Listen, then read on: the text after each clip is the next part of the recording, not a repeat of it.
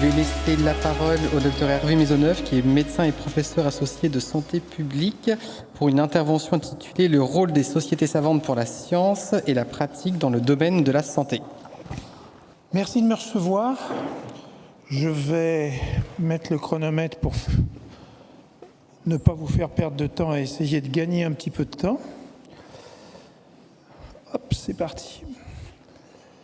Excusez-moi, j'ai découvert qu'il fallait les diapos en anglais tout à l'heure.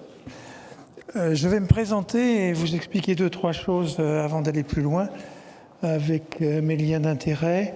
Donc, moi, j'ai eu une carrière dans le domaine de la santé publique essentiellement, occupant plusieurs postes depuis quelques années sur de l'intégrité scientifique, et j'ai beaucoup travaillé avec les journaux scientifiques. J'ai travaillé sur les sociétés savantes depuis 25 ans, plusieurs études sociologiques ou d'autres choses. J'ai été président de 2 sociétés savantes, une qui s'appelle European Association of Science Editors, qui est basée en Angleterre et qui sont des rédacteurs scientifiques essentiellement européens, toutes demi, et puis une autre, Global Alliance for Medical Education, une société savante sur la formation continue des professionnels de santé, basée aux États-Unis. Je vous ai mis une photo en bas à droite parce que ce que je déclare en lien d'intérêt ne correspond pas à ce que vous voyez dans la presse ou les réseaux sociaux si vous suivez. J'ai une mission que je rendrai le 15 décembre sur la désinformation en santé pour le ministre de la Santé. On ne sait pas lequel, mais c'est assuré. On n'a pas d'argent pour cette mission, donc on la rendra bien le 15.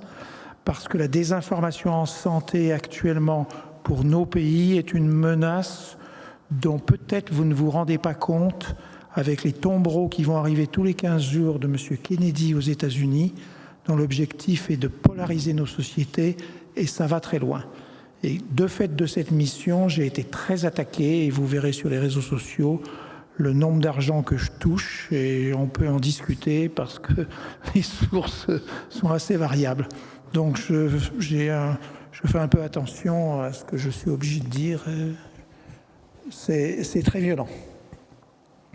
J'ai travaillé sur les sociétés savantes depuis longtemps en interrogeant des gens dans des sociétés savantes et j'ai écrit pas mal et j'ai revu le problème des sociétés savantes à l'aune de la Covid où il s'est passé un certain nombre de choses et où les sociétés savantes sont un petit peu mises à contribution dans un certain nombre de choses. J'aurai 2 parties et je centrerai mon propos essentiellement sur ce qui s'appelle la gestion des savoirs, parce que l'origine des sociétés savantes jusqu'à aujourd'hui est plutôt autour de ce qui s'appelle la gestion des savoirs, et on va voir ce que ça veut dire et ce que c'est. Donc je verrai ces points. Dans les pays européens, ça vient des pays européens au départ, les sociétés savantes, et non pas des États-Unis, et les créations sont du XVIIe siècle environ, avec toute une vie des sociétés savantes, et on n'imagine pas ce réseau qui est très important, souvent bénévole. Ne serait-ce qu'en France, il y a un annuaire des sociétés savantes et il y en a environ 4000. Ça varie, il n'est pas bien tenu. Ça a commencé avec Colbert. Il y a toute une histoire des sociétés savantes avec le temps. Et c'est créé en France aussi, il y a eu un collège des sociétés savantes académiques il y a une dizaine d'années. Mais là, ce sont des grosses sociétés savantes de physique, de chimie. Et la médecine n'est pas très représentée là-dedans. Pour la France, on estime qu'il y a environ 250 sociétés savantes médicales. Il y a des petites, il y a des grandes, il y a tout un... Et l'histoire des sociétés savantes est très très proche de l'histoire des revues. Et dès que vous attaquez les revues, vous voyez les sociétés savantes aussi, parce que historiquement, jusqu'à la Seconde Guerre mondiale, les revues étaient dans les mains des sociétés savantes. On raconte tout ce que faisaient les sociétés savantes avant 1900, où des personnes de la société civile, avec des scientifiques, discutaient, regardaient et commençaient à évaluer les savoirs et essayer de les disséminer. Donc il y a toute une histoire des sociétés savantes très proche des revues scientifiques. Et actuellement, je vous en dirai un mot, les revues scientifiques sont en train d'être prises par des conglomérats mercantiles et échappent de plus en plus aux sociétés savantes, ce qui peut créer des menaces. Mais on y reviendra là-dessus. Les définitions, vous en trouverez dans un certain nombre d'endroits. Elles tournent toutes plus ou moins autour d'une définition qu'on avait commencé, groupe organisé dans un champ disciplinaire donné, dont les adhérents ont pour objectif de rendre compte de leurs travaux, d'améliorer la connaissance dans leur domaine, d'assurer la formation et la recherche, de diffuser les résultats et leur activité, de soutenir et promouvoir leur discipline. Il y a des rôles là qui ont bougé parce que d'autres acteurs ne sont pas des sociétés savantes et parfois il y a des confusions dans les rôles. Il faut savoir que ce sont des associations charitables, des associations 1901, non profitables en principe toujours, et que cette définition, on est en train de réfléchir, de la revoir, et au vu de pandémie, au vu de choses qui se passent aujourd'hui, les sociétés savantes ont toujours été centrées sur elles et ont fait un énorme travail pour leurs membres. Partager le savoir avec leurs membres. Mais aujourd'hui, il se passe des choses dans la société civile et les sociétés savantes devraient, et je le dis, ce sera une de nos parler au public. Parce que les sociétés savantes parlent peu au public, parlent un peu aux médias, mais il se passe un certain nombre de choses et si elles veulent garder la gestion du savoir, il faut qu'elles s'ouvrent. Alors, ce que ne sont pas les sociétés savantes, et il y a beaucoup de confusion, ce ne sont pas des syndicats, mais il y a souvent des mélanges. Le syndicat, c'est la défense de la profession. C'est, je ne sais pas, le remboursement, c'est ce que vous voulez, c'est le statut. Mais le syndicat, ce n'est pas la gestion du savoir. Et de temps en temps, il y a des choses, et la société savante n'est pas là non plus pour défendre l'économie de la profession. Donc il y a beaucoup de confusion là, et les deux rôles sont indispensables, ils doivent être en bonne coopération, mais il ne faut pas mélanger. Ce ne sont pas les ordres, quand il en existe dans certaines professions, mais il en existe dans peu de professions.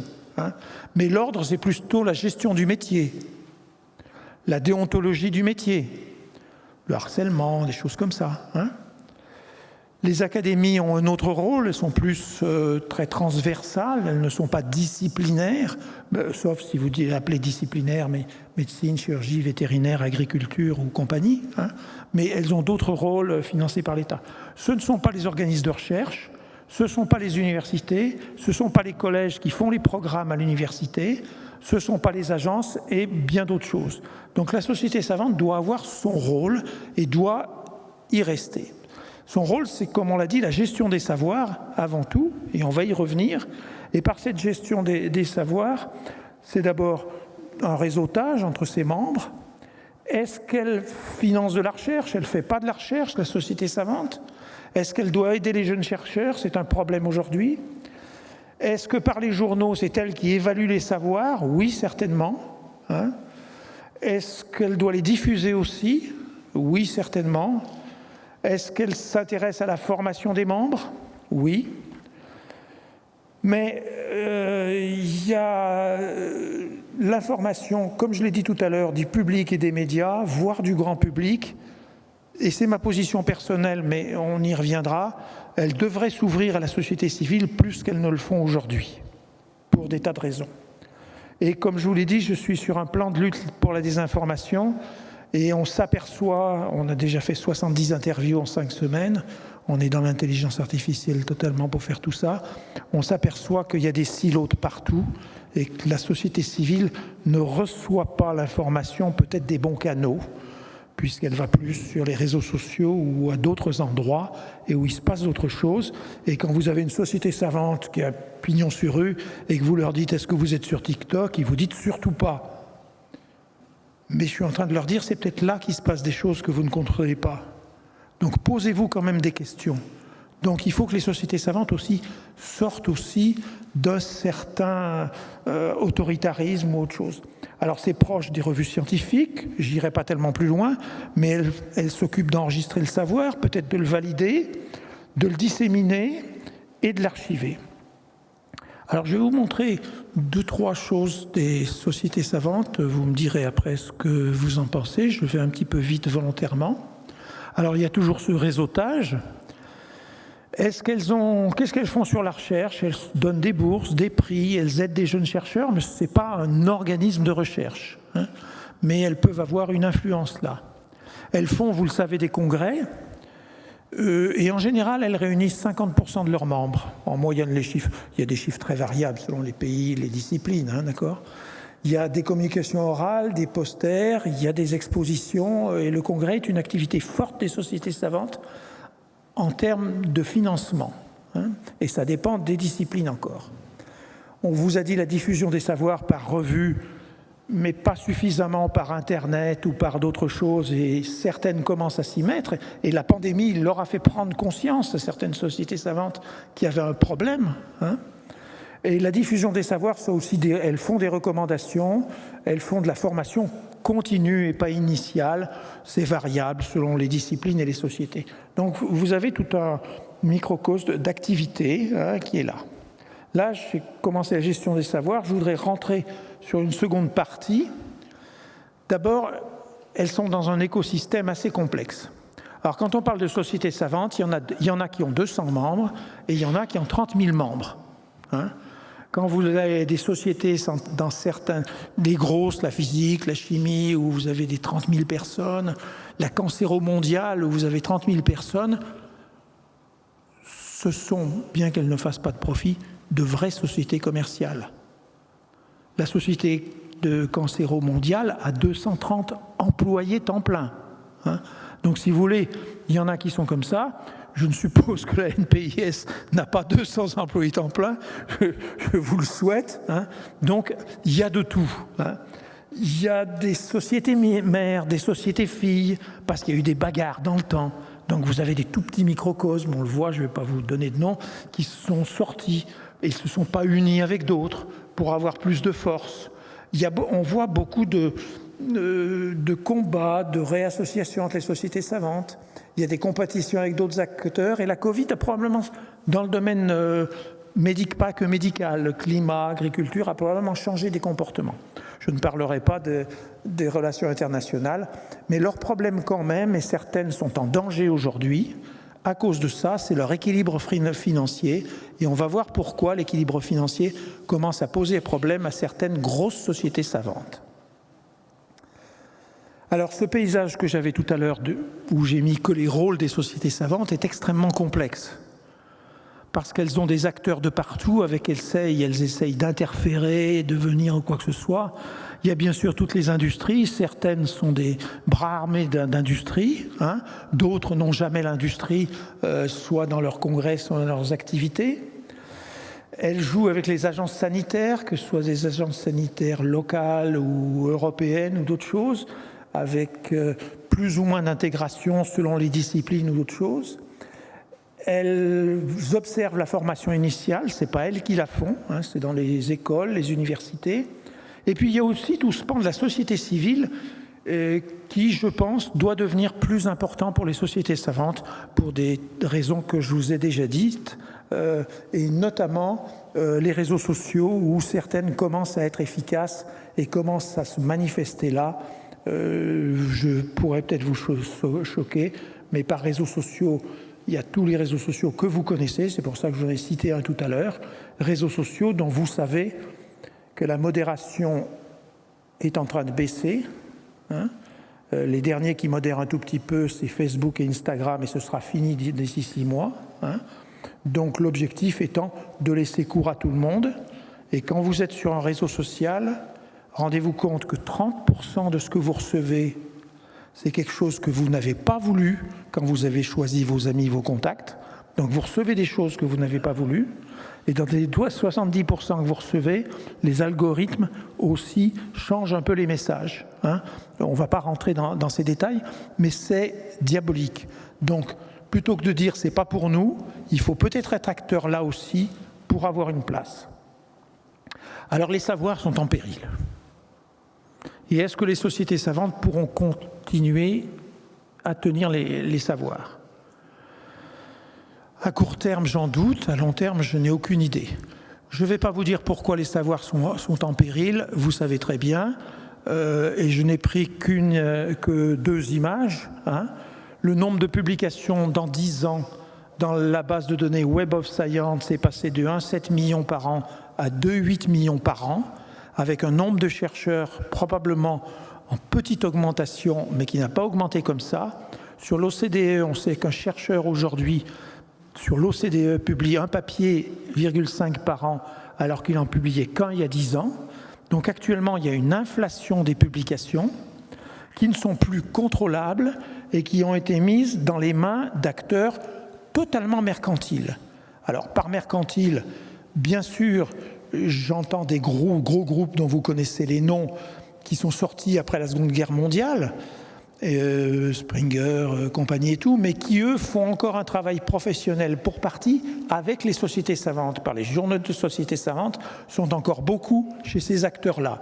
Donc c'est difficile, mais sont arrivés beaucoup d'acteurs, dont je ne vous citerai pas les noms parce que je reçois des lettres d'avocats, qui sont totalement mercantiles. Ils sont en Suisse ou compagnie et qui sont actuellement probablement équivalents à la publication qu'on appelle légitime. Donc les publications aujourd'hui, il y en a 3 niveaux. Vous avez ici à gauche tout ce qui est frauduleux et qu'on appelle revue prédatrice.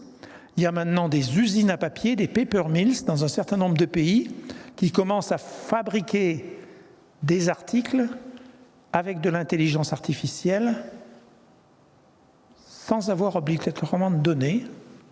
Et ces articles-là, avec l'amélioration de l'intelligence artificielle, ne sont de moins en moins dépistables par les rédacteurs en chef.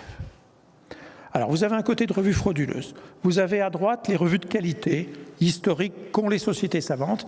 Et puis au milieu, il y a toutes ces revues qu'on appelle de piètre qualité, qui du moment que vous payez 1500 francs suisses, vous publient n'importe quoi et vous êtes accepté à 100%.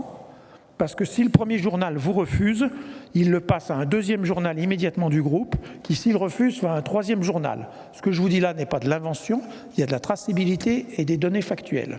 D'accord ? Donc du moment que vous payez, vous êtes sûr d'être publié. Et les gens ne sont pas assez avertis de ça.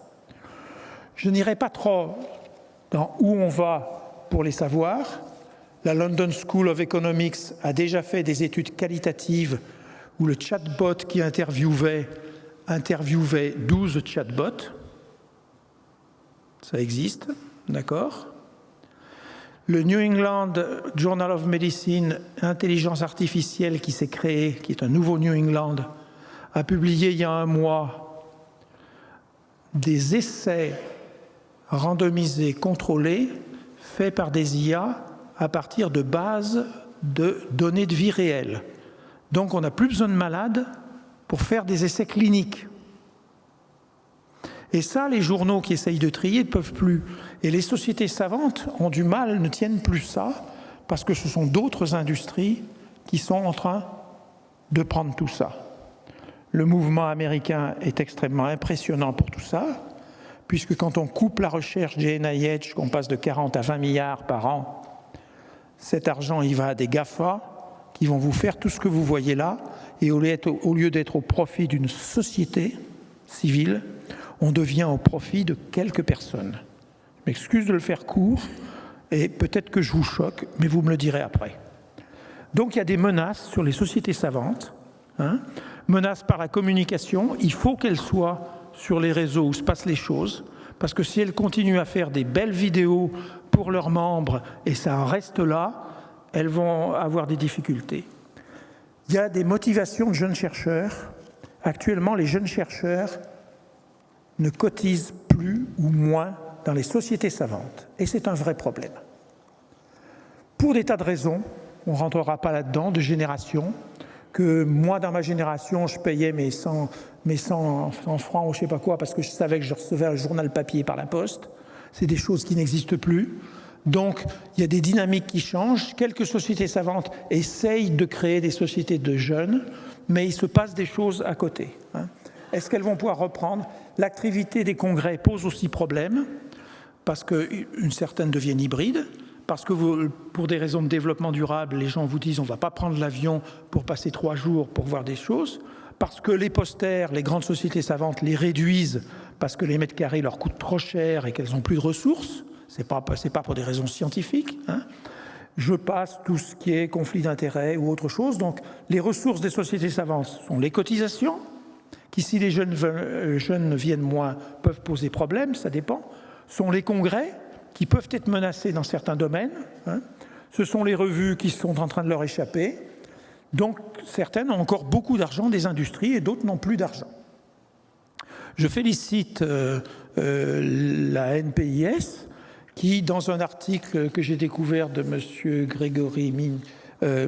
Grégory Nino et d'autres, explique qu'il faut peut-être aussi savoir collaborer avec d'autres sociétés savantes. Ici, la Société nationale de médecine interne, peut-être que des collaborations seront utiles, parce que quand vous êtes une petite société, c'est difficile de percer, les autres n'aiment pas vous venir voir, hein. On vous dit qu'est-ce que vous venez faire là, ou quoi que ce soit. Donc, vous rentrez obligatoirement par une société savante dans un terrain miné. Alors, je félicite parce qu'aussi M. Nino a mis des mots forts sur la désinformation, les pertes de chance, que j'ai mis là ou que vous irez lire, et je passe rapidement. Hein. Donc, il faut défendre les sociétés savantes, c'est ce que je pense, mais elles sont en partie menacées, et ça, il faut faire attention à ça. Alors, je vous l'ai dit tout à l'heure, je vous ai présenté ça. Les menaces dont je viens de vous parler, c'est que les sociétés savantes, la génération Z, ne viennent pas. Faut-il intégrer les choses? La recherche devient de plus en plus chère, donc les sociétés savantes sont moins acteurs de recherche. En bas, les congrès, je vous l'ai dit, il y a des risques sur les congrès. Beaucoup de choses se passent sur les congrès.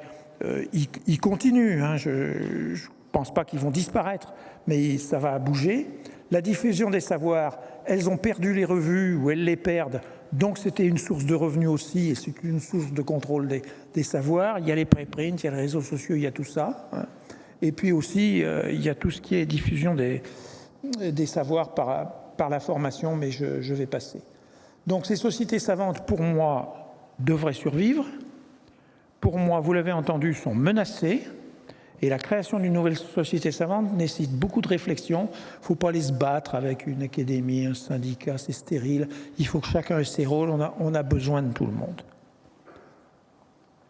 Le futur, je vous l'ai déjà dit, ne pas laisser partir à des acteurs mercantiles des activités des sociétés savantes, intégrer les jeunes chercheurs, assurer les ressources, ce n'est pas toujours évident, évolution des congrès, je vous l'ai dit, développement durable, j'en ai parlé, ne pas confondre science et croyance, parce qu'aussi actuellement, il y a beaucoup de lobbies, beaucoup d'argent sur un certain nombre de choses. Je parle des réseaux sociaux, mais d'autres choses, beaucoup d'argent pour nous apporter des fausses informations. Et vous allez voir que vous en avez de plus en plus. Est-ce qu'il faut réagir avant, après?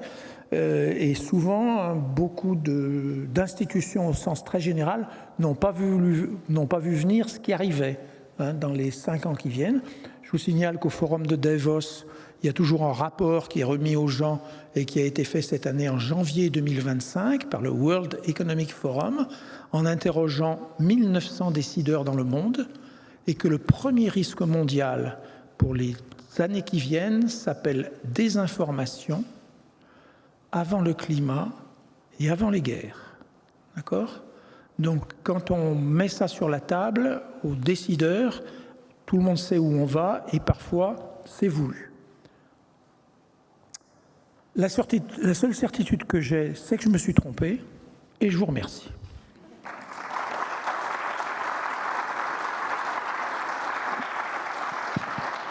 Je l'ai fait plus court, hein.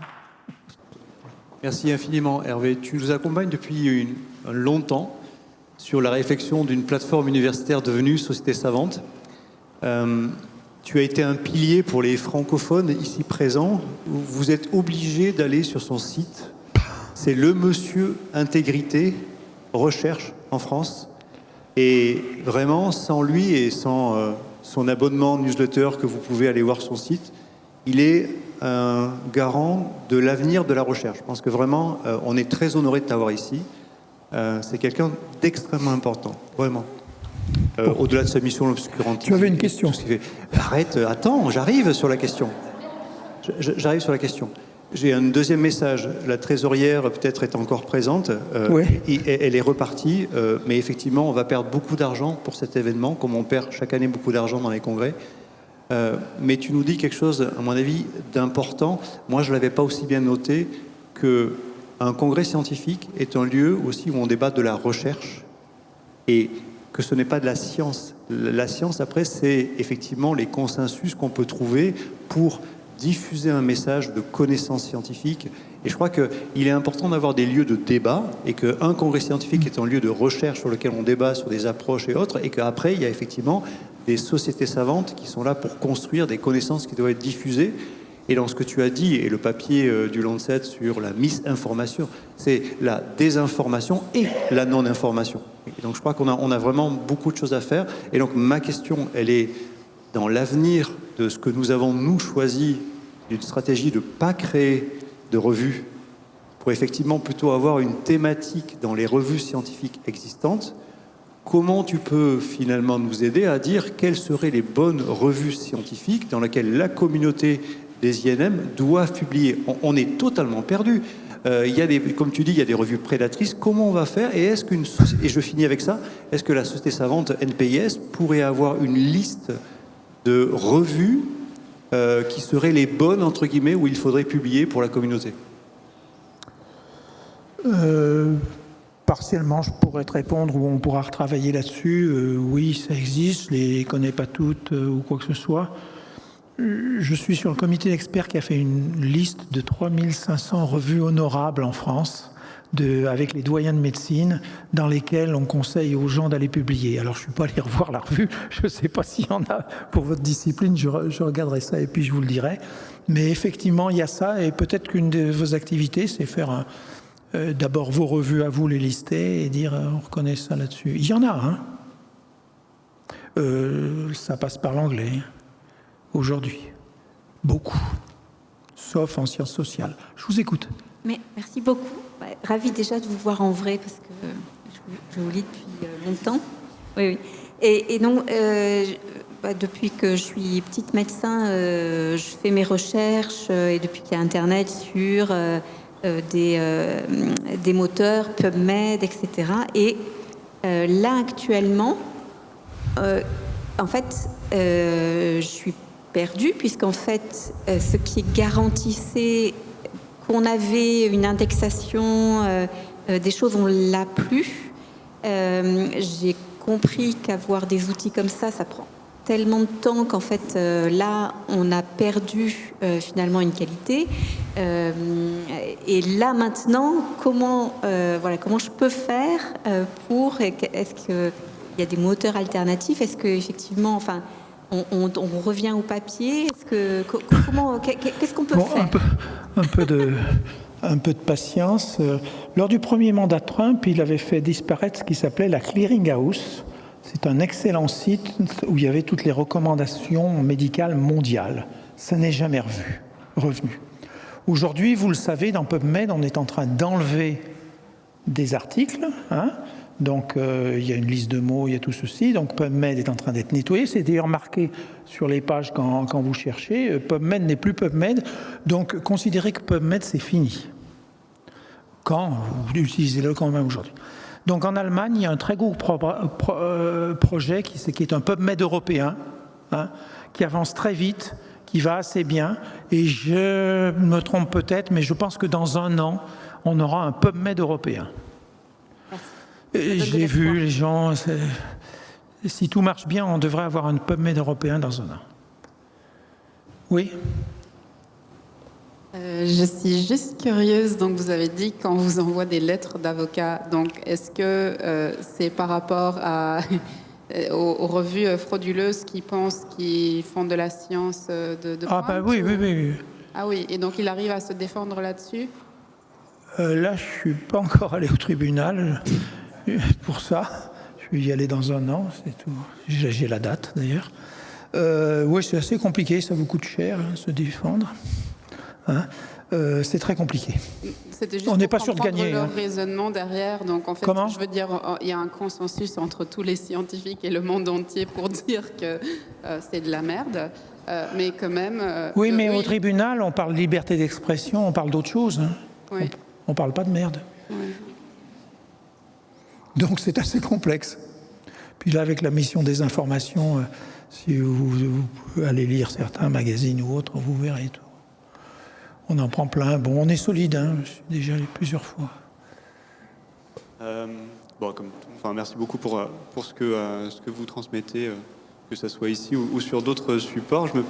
posais une question. Il y a quelques temps, j'avais participé à une visio de la Peer Community In, qui est un groupe de chercheurs et de chercheuses en France qui se sont rassemblés bénévolement pour proposer de la peer review, mais communautaire, c'est-à-dire qu'une personne dépose l'article qu'elle veut faire revoir, et au lieu que ça soit sélectionné par un éditeur et que ça aille à des reviewers, etc., eh ben, tout le monde qui participe sur cette plateforme peut participer à la relecture d'un article. Et ils ont aussi des revues qui sont partenaires et qui acceptent ce processus et qui acceptent de publier automatiquement, des revues qui acceptent plus ou moins automatiquement. Il y a aussi un journal communautaire qui est gratuit, donc c'est gratuit pour publier, c'est gratuit pour consulter, etc.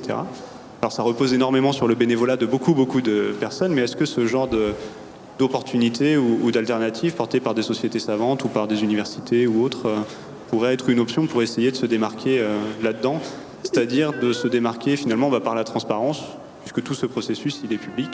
Vous êtes dans ce qui s'appelle le modèle diamant, c'est-à-dire qu'il y a des finances d'institutions pour faire ça. Des communautés, ça avait commencé par l'écologie sur Peer Community In, et des modèles comme Peer Community In, il y en a probablement une dizaine dans le monde. Ouais. On pourrait aller sur d'autres noms. Donc en gros, l'idée, c'est que tout le monde met ses manuscrits en ligne, et puis la communauté met des avis, et ça devient comme des étoiles Michelin, et tout reste en ligne. Je pense que c'est très vertueux, je pense que c'est une bonne façon d'avancer, mais malheureusement, vu le merdier qu'il y a aujourd'hui, je ne suis pas sûr que ça puisse survivre. C'est mon avis. Ok. Pour des tas de raisons, on s'épuise, c'est complexe. Et ça se noie... Comment ? Je pense ça se noie peut-être à assez peu de production, parce qu'il faut beaucoup de gens au Oui. milieu de revues qui, elles, ressortent des pelletés Oui, d'articles. mais le modèle est le meilleur, est vertueux, je pourrais le défendre tant. Mais mon opinion, c'est que la guerre avec ces marchands, dans lesquels, je m'excuse d'être clair, nos universités financent, MDPI, Frontières, sous compagnie, ce sont les universités qui financent. Et actuellement, dans certaines universités françaises, tous les chiffres sont connus, ce sont plus Springer ou Elsevier qui sont ceux dans lesquels on paye le plus, d'accord ?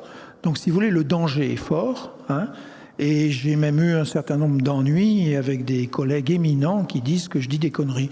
Ils ont le droit de le dire, on peut en discuter. Mais parce que vous avez des présidents de CNU qui sont guest editors chez MDPI. Je pourrais en privé vous donner les noms. Ça va, je n'ai assez dit, arrêtez. Merci beaucoup. C'est bon.